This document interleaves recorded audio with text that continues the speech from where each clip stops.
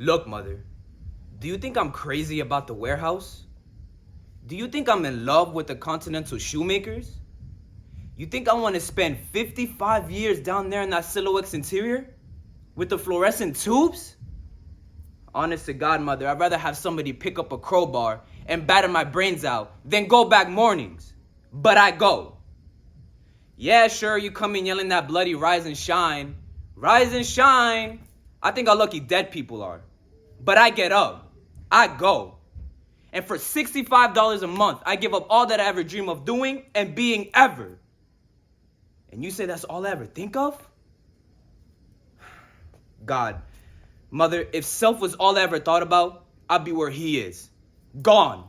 As far as the system of transportation reaches. Please, don't grab at me, Mother.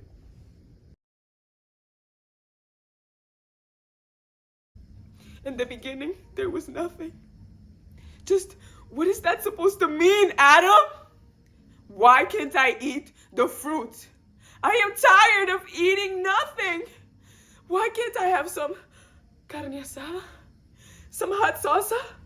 Frijoles? Arroz? I'd even settle for a hamburger with French fries. He said I could start with dessert. Don't you see? He is the big ranchero. We are nothing but peons. I love you. Te quiero mucho. I want to love you more. I want to love all of you. Why are you blushing? No, don't go. Stay here with your mama sota. Why can't I have my own way? Why do I have to stay here in the green jardín? Sure, it's a calm place. Larks sing, gazelles race. It hardly rains at all. Fruit from the trees do fall. Creatures, both large and small, they love one and they love all. We always sleep late. Angels guard the gate. It never gets cold here. Nothing can be sold here. But I need more than this. More than complacency or smug security. I want to dance. I want to shout. I want to leap. I want to fly out. But more than wanting to go, most important, I want to know.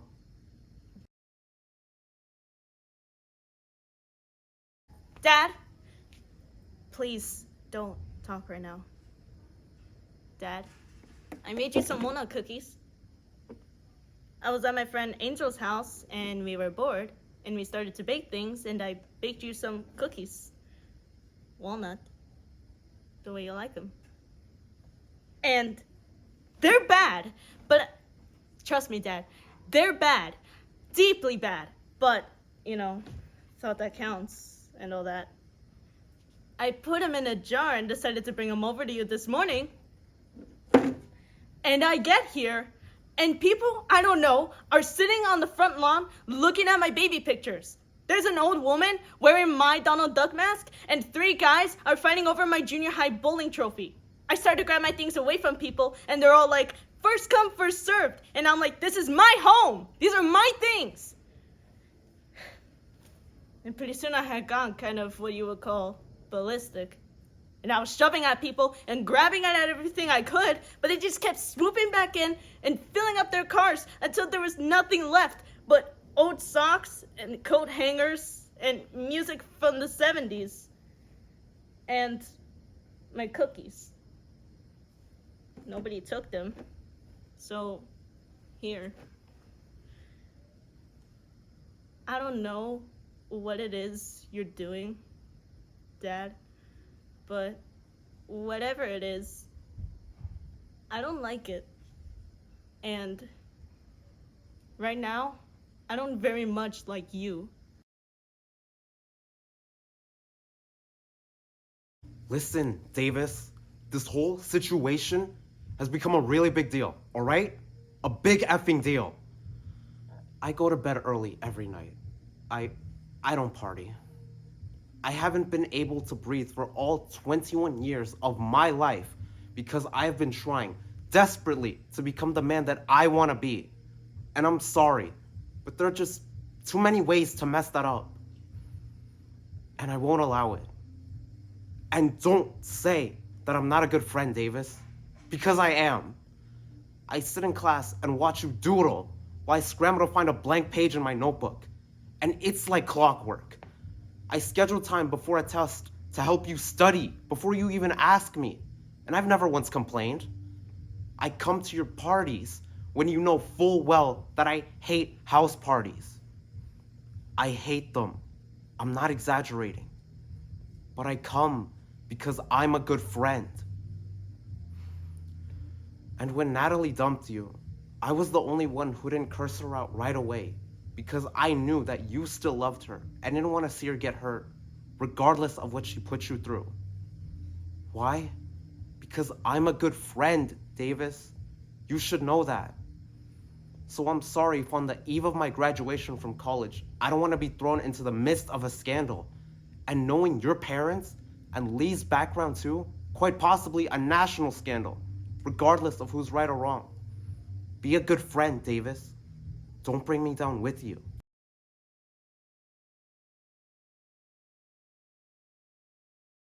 I'm going to marry him. We're going to elope as soon as he graduates. I love him. You don't know me. I don't even know me. I don't want to go to college. I'm tired of being smart. It just makes everyone hate you. Nobody like Tommy has ever even looked at me before. What am I doing wrong? I'm nice to people. I don't make fun of anyone. I never try to make anyone else feel stupid. When I know the answer to a question in class, why can't I say it? When I say it, nobody ever asks me to the prom. I did exactly what you told me to. I sat next to him in chemistry class and I pretended to be confused and I let him explain it to me and I didn't correct him even though I knew he was explaining it wrong. And then after school, I went to his practice and I cheered my head off. I could hear the other girls talking about me and I knew they were making fun of me. But I said to myself, the only thing that matters is Tommy. The only thing that matters is Tommy. And I didn't react. Then after school, he walked me home and I just asked him questions. He didn't ask me a single thing about myself in return. So I thought, he must not be interested in me at all. But then, I touched his arm like he told me to. And he caught my hand. And he asked me to go to the prom with him. So it worked. Everything you said to do worked. I don't understand. Why did you tell me how to get him if I can't have him?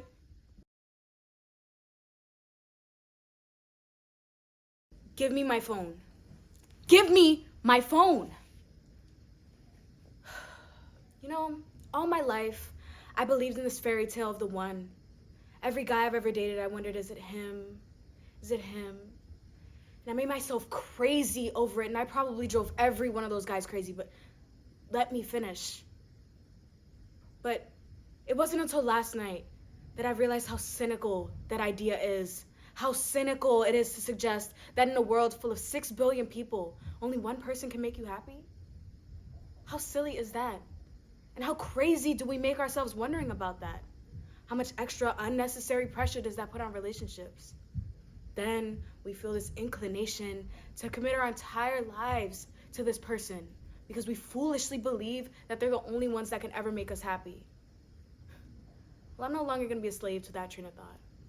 So with the next guy I date, I won't put that pressure on him or myself.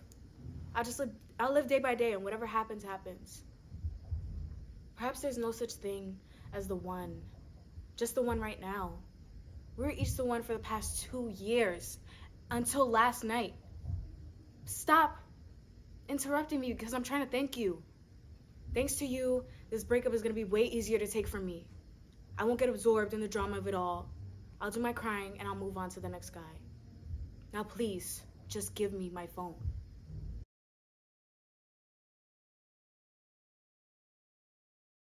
Listen to me. He's 19. I want you to hear. You should know. His name is Miguel. I want you to know his name. He works in Costa Rica in the oil fields. He's thin. He comes to me after work. His shirt black with oil. His hands are rough and burned. We barely hold hands. We walk down the road and the back of our hands touch. That's enough. His house is one room with painted bricks, and he has a brand new stove. He'll tell me all about it. His life.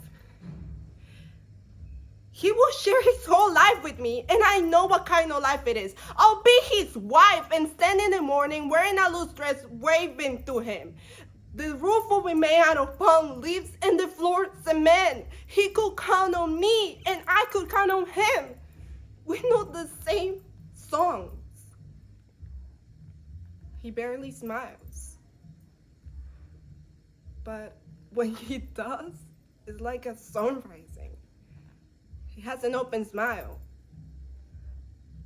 But what I'm doing, I'm closing it. If I hurt him like this, I can never go back. He'll spit on me and I'll deserve it.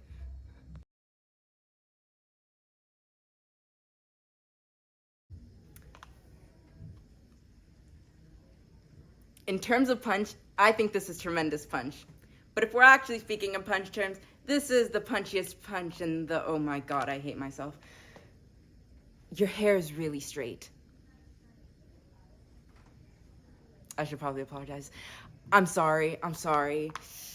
I don't know why I'm apologizing. I don't know why I'm talking. When I planned this, none of this... I'm so sorry I asked you to talk in the bathrooms. I should have said on the veranda, but I really don't know if there's a veranda door that's open. Plus, I should have said hall, but that's not very... The band is pretty loud. Who knew a trumpet could be so loud? Okay, I'm Ben. Oh God, is that creepy? Oh God, when I first said that, did it first bring it to your mind? The notion that this might be... I'm sorry, you probably want to get going. You're so pretty. Oh God, is that creepy?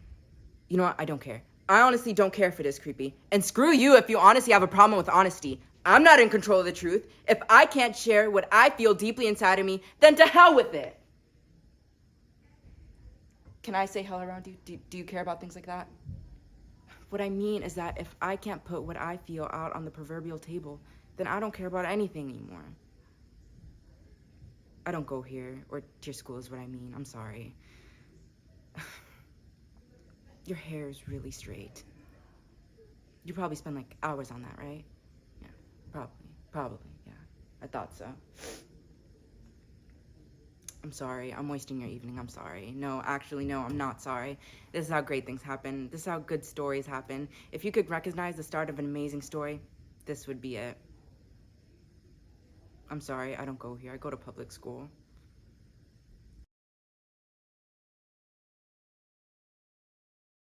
No offense, but you have no idea. You have no idea what it's like to be shunned by your own government. You see, it's really my government, my constitution, my Declaration of Independence, my mayor, my police department. It's where I grew up with. It's the government I was taught to love and respect.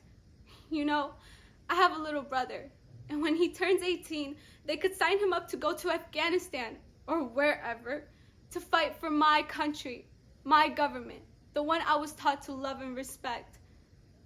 My brother, my blood, who could die for my country, but they won't let me stay. My government won't let me dream.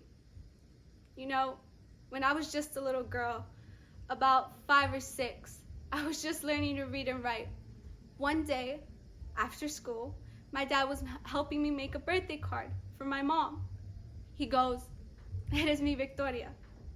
You know what that means? I say, "I'm your Victoria. I'm your Vicky." He goes, "No, you're my victory, because whatever you do in life, it will end up in victory." And I still believe that. Lisa, you know, normally I'm pretty witty. My friends think I'm funny, but when I'm with you, my tongue gets shipwrecked on my teeth. I have to say, it's not entirely pleasant being so completely smitten by you. There's actually quite a bit of pain involved. A lot of pain that I can't do much about. But Lisa, you touched something so deep in me. I felt it the instant I met you. I had to run out of the room. Your voice, your language, these phrases you come up with, loaded for a bear, a boarding house reach, when you reached across me in the conference room for pizza. Boarding house reach, I love that. How you talk, your eyes, your handwriting. I love watching you watch things, I do. I could watch you watching things forever. Your sense of, I'm babbling, I know, I'm not very likely making much. If I could at least try to express that no one has ever made me feel the way that you do before. I know, I realize it's my problem. I'm the one who has to deal with it. I'm not dumping all this on you. But I am in love with you.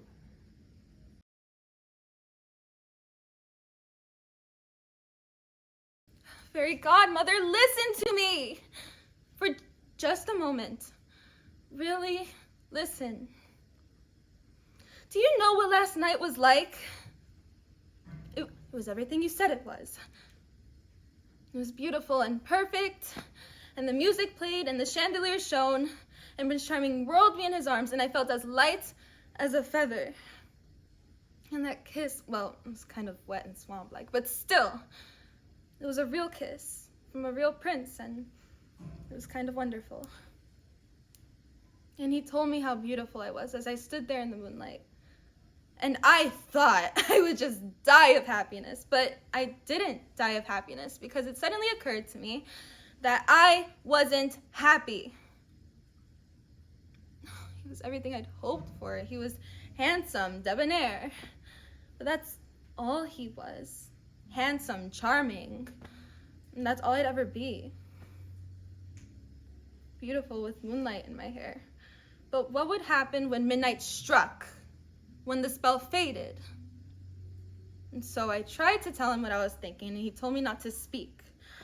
And I tried to tell him that it was all just fairy dust and moonlight and champagne, and that if he really saw me, fairy godmother, really saw me as I am here in the ashes in my daily life, that he really wouldn't love me at all, that I'd be no more desirable than a frog.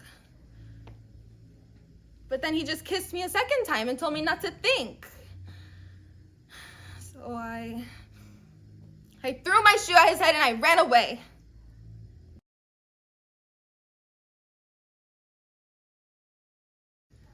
In 1972, my mother was alive. She's dead now. In 1972, my mom was alive. And today, she's gone. She used to tell us things, but I barely remember, and I can't ask her now. I can't say, hey, Mom, tell me things I never listened to. Tell me how to do things. Tell me how to bake sugar cookies so that they're soft in the middle. Tell me how to sweep my hair up so that it stays up with just a pin. Tell me what it feels like when your water breaks and the baby comes out. I don't have anyone to tell me that. In 1972, she had a gray streak in front of her hair. Premature gray. She's had it for years until she finally got sick of the giggles and stares and dyed it like the rest of them. I don't remember barely. I was so young. Is that what happens? You're young and you believe in things, and then what? You get married, have kids, move into a Spanish stucco ocean view unit, and you forget? One day, you're wearing your gray streak like a peacock's tail, and the next, you're letting them paint it with bleach and toner while you sit to cook for an hour reading lightning tips from a beauty magazine like everyone else? When you sit under those dryer domes, you can't see or hear anything. You just have to sit there and let that stuff soak into you. I don't want to be a dead girl. I want to be a person who's alive.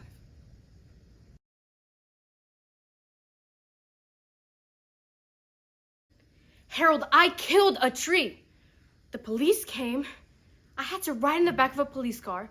They booked me, fingerprinted me, and they brought me here to the cell. I'm completely serious. I'm a wanted criminal. Who says so? The parents say so. The tree had parents. I'm completely serious. And I made matchsticks out of their only child. It all started this afternoon. I was late for work.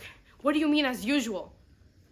I was driving down Vermont, perhaps a little faster than I should have been. Oh, would you stop saying as usual? Anyways, I swerved to miss a black cat that was crossing the road. And somehow, my hands just came off the wheel and the car went over the curb and bang! Right into this tree. It was such a little tree. And young Harold, a green sapling quivering in the wind, reaching joyfully towards the sun. And I killed it! Smothered the very life out of the poor thing. Just as I was getting out of my car to check the damage, an old couple came tearing out of their house, yelling and wailing. The man warned me not to try and escape because the police were already on their way. And the woman ran over to the tree and she gathered the broken branches in her arms. "You've murdered our baby!" She kept saying that over and over and over, wailing about how she wanted Jerome to grow and prosper. Jerome. That's the name of the tree. The tree's name is Jerome. Wailing about how she wanted Jerome to grow and prosper into a hope chest or a dining room table for royalty. It's all that darn cat's fault. If I had said, to hell with superstition, and ran the thing over, I wouldn't be in such a mess in the first place. Harold, if you don't stop laughing right now, I will be fried to a crisp, and the death of an innocent tree will be on your head.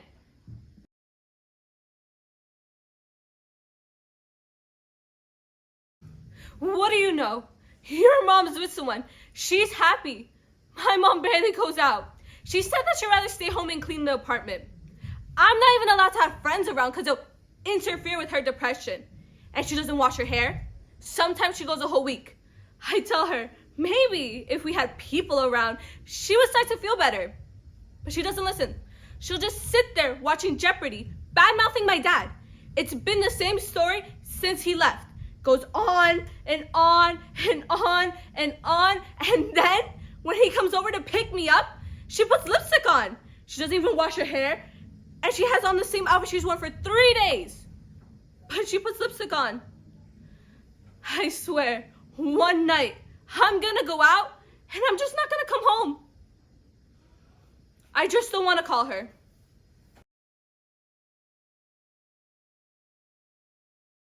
That's not true. Young women need the prom. It's a rite of passage, as sacred as getting your driver's license or buying your first bra.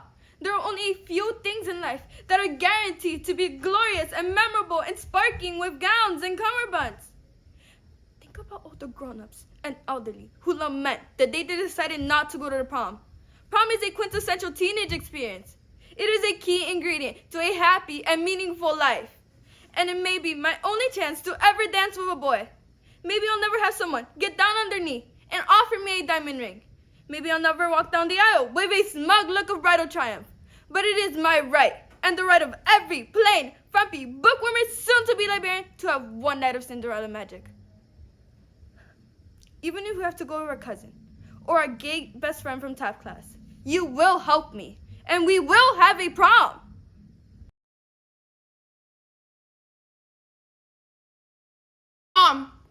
Uncle Bill hardly remembers you, you know that? He remembers Grandma even less. He doesn't even have a picture of her, not even in his mind. To him, she's just some woman who lived this big, embarrassing life. They all think they saved me, you know, just in time. Not just from Grandma, but from you too. And so I started wondering if maybe they weren't right. Maybe the best thing would be to forget you and Grandma completely. I mean, what were you ever to me other than just some voice on the phone every now and then? And so I started looking around the room and it was real nice and clean and blank, and I thought I could start a whole new life here. I could flourish even. I could live without the one thing that I wanted. But there was this voice on the phone hiding behind spelling words, sounding so wishing. A voice that said, I love you, but I failed you. And I hate that sound, and I will never settle for it because no one failed me. No one ever failed me, not you, not Grandma. I am a prize among women. I am your daughter. That is what I choose to be. Someone who loves you, someone who can make you love me nearly all the time. So I am staying with you. I'm going to care for you. I am going to tend you.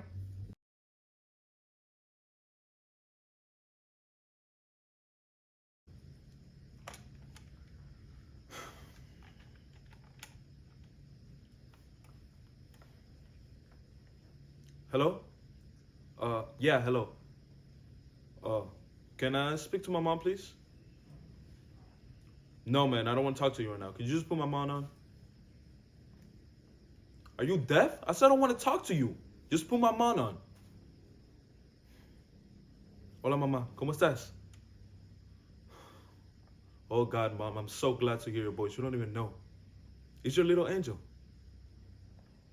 No, I don't want anything. Look, I'm just calling for the 110% to see how you were doing. That's all. Mom, are you drinking again? See, Ma, don't do that drinking stuff. You told me you were not going to drink no more. Well, then stop listening to the stupid Julio Iglesias records that make you cry. All right, Mom, I'm going to be straight up with you. Yes, I got into a little trouble, and I had to ask you, but can you come and get me at the 110%? Wait, what? She called you? What did she tell you? No, Mom. Mom, don't believe her, Mom. She's a freaking liar. I did not hit her, Mom. See, Ma, I have a lot of business to take care of, so can you please just come and get me at the 110%? No, Mom, don't put her on. Mom. Hola, abuela, ¿cómo estás? How's your hip? What? No, the devil has nothing to do with it. Look, I don't really care what the Bible has to say. What do you mean God has the last laugh? What kind of thing is that to say to anyone? Can you just put my mom back on? Just put my mom back on. Hola, mama? Yeah, don't ever put her on again. Now, can you just come and get me at the 110%? It's like 5 stops on the subway. No, Mom, it's not dangerous. I take the subway every freaking time, Mom. All right, I won't curse again. Now, can you just come and get me at the 110% and make that idiot come with you?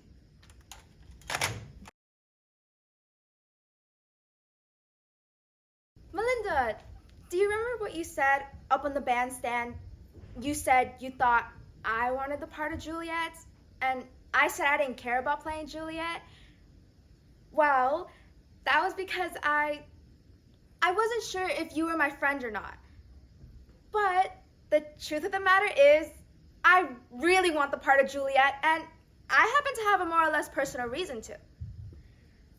I guess if you'd known that I really wanted the part of Juliet, you wouldn't have accepted it. Would you? Would you, Melinda? Not if I was your friend and you knew I wanted it. You said that. You said that yesterday. You said you were sorry. Well, if you're really sorry, if you just drop out now, the rehearsals have barely even started, and I know the whole part off by heart. It must be a bore for you anyway, having to rehearse with Will. Doesn't he wait for you, Melinda? Yes, it's every day because I've seen it. But we don't have to argue about that anyway. All I want is for you to drop out of the play, and then we'll never have to mention the bandstand again. Please, Melinda, please, please, please, I'll do anything for you. Just let me be in the play. It's easy for you. Please, please, please, please. Would you like to know something, Melinda Grant? I have never hated anybody in this entire world as much as I hate you. You drop out of the play now, or I'll tell everyone everything about you and Will Henderson. And I'll do it tonight, right away. And you'll be sorry. You'll be sorry.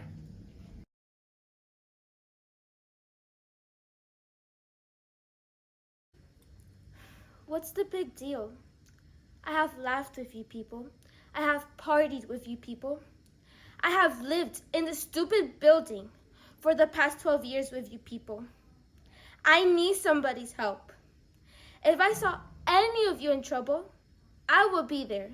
Don't you know that? So why won't somebody help me? People cheat every day. People cheat to get money, to get ahead. That's why I'm asking you to help me. It means that you, Mr. Captain of the soccer team, Mr. Class President, Mr. A student, Mr. Son of the richest guy in town, Mr. Mercedes, you can afford all the honor you want. You try being me. Honor's easy when you got everything going on for you, man. When it's the right side of people, setting up the code, honor's easy.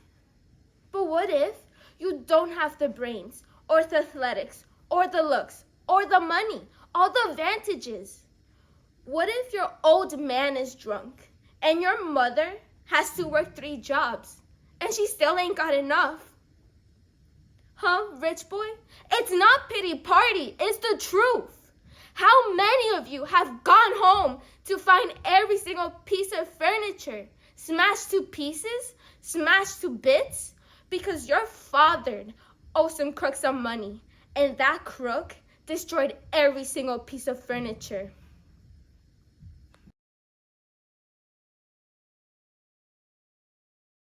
Barney, the party is over. Everyone's leaving. I want to leave too. I don't want to stay tonight, sweetie.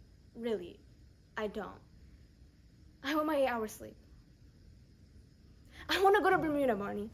I want to lie down in the sun with Billy and the whole gang. I want to play tennis at the Elbow Beach Club. What's wrong with that, Barney? What's wrong with people having fun? I love all of those things. I love all of those people. They're good looking and they play games and they know all the lyrics to the songs. You don't, Barney. Your singing sucks and your tennis is terrible. You're bad for me, Barney. Mother said so and it's true. You're too much for me, Barney. I don't love you. I love Billy. He's the editor of the yearbook and he's going to Princeton in the fall. You? What kind of a future do I have with you? I want a home. I want a family. I never had those things. I'm never gonna get them with you. Barney? Barney? Did you hear me, Barney?